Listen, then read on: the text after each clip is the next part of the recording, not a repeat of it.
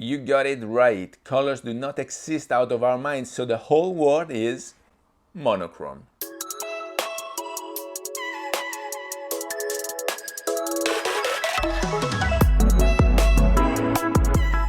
Hello everybody, welcome back to the channel. Thomas Love here from beautiful Vancouver, British Columbia, and today I'd like to discuss with you an aspect which is very important to me, which is the monochrome offer from Leica.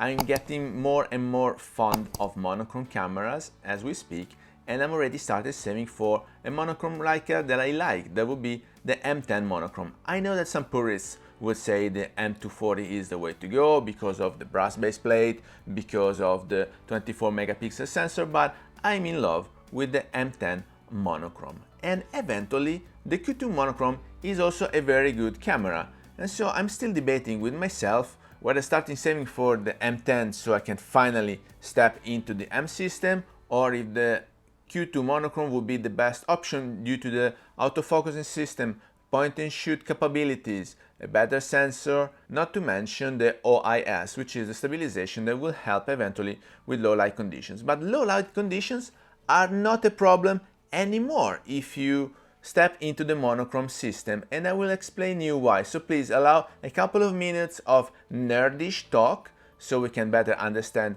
how this monochrome works and why are people so enthusiastic about spending the money for a camera that only shoots black and white. A long story short, all the digital cameras out there are monochrome, but in front of their sensor there's what we call the Bayern filter, that basically is an RGB filter so that each pixel can filter RGB and interpret those nuances of color. Monochrome cameras do not have that Bayern filter, so each pixel is capable of retaining the information of light. So you don't reason anymore in RGB, but you start reasoning with luminance. So each pixel can retain information about luminance, and this is also why monochrome cameras perform better in low light situation, and this is also why monochrome cameras can manage high level of ISO with far less grains, with far less noise in the final picture.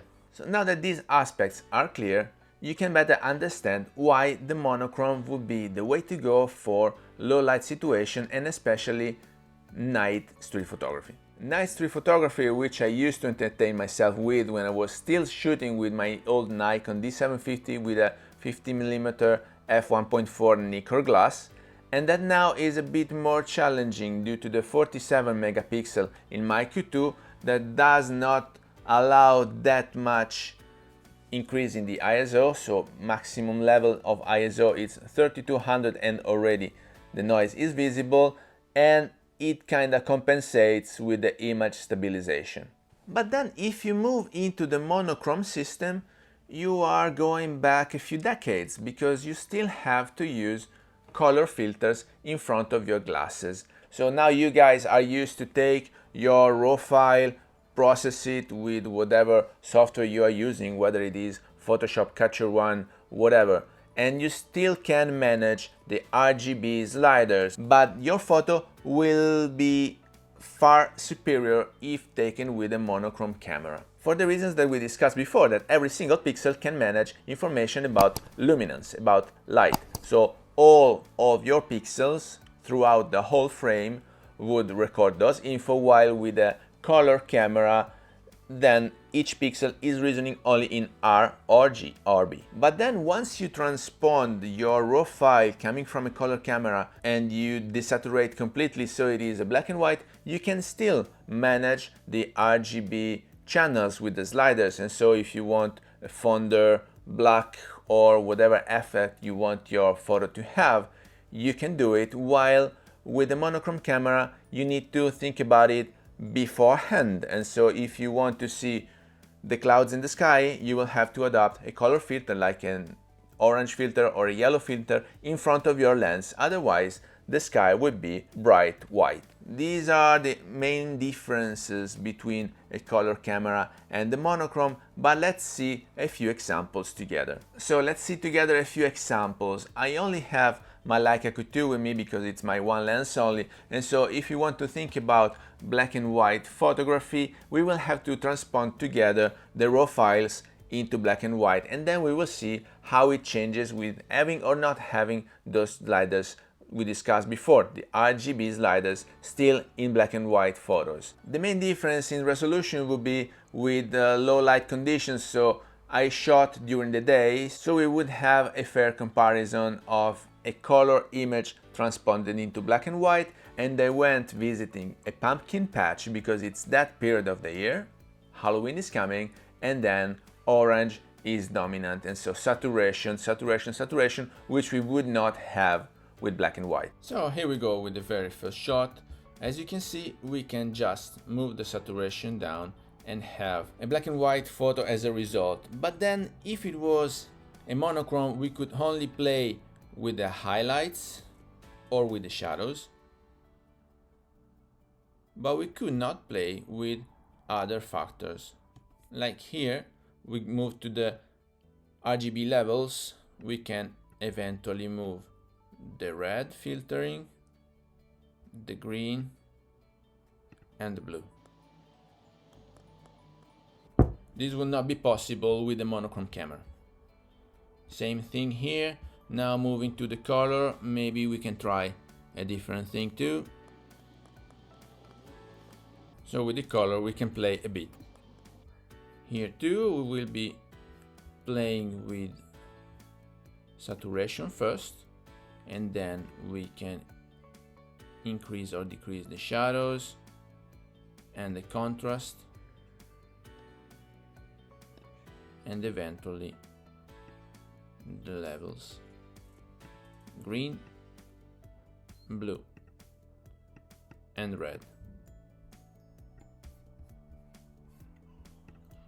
Same thing here. Very first thing, we move the saturation down, then we increase a bit the contrast. As you can see, we have a lot of things that is possible to do if you still have the RGB recorded in your pixels, but once you lose that, then you probably have to underexpose a bit, because the only real enemy of a monochrome camera would be burnt highlights. And honestly, I have the same problem also with my Leica Q2, which is shooting colors, so I tend to underexpose maybe half and half stop just to avoid this problem.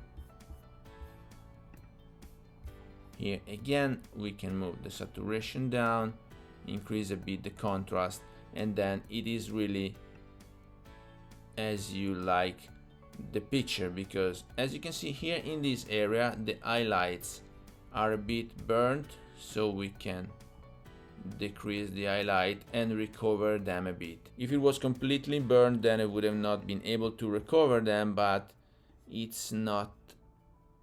Yeah, okay, good. Something like this. So the apple barn, which is written in white, is a bit more visible right now. Same thing here. I don't know why, but when it comes to black and white, I really love it more contrasty. Maybe it's just a personal taste I have for contrasty photography. And here again, this is not oversaturated. It looks oversaturated, but is as it comes out from the camera. So we desaturate completely. I normally increase a bit the contrast, and then maybe we can eventually also change the framing of this photo.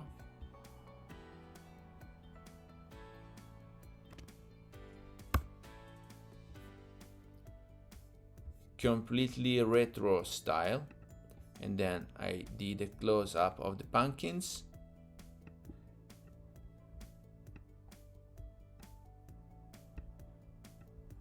I'm decreasing the exposure just a tiny bit. Fix with the black and with the white, and welcome to monochrome.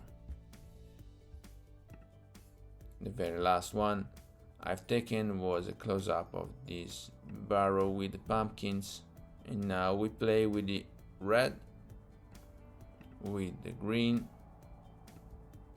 and with the blue. welcome to Monochrome, guys. So which one would be the monochrome to go? Every single model of Leica monochrome you can put your hands on would be a very valid choice.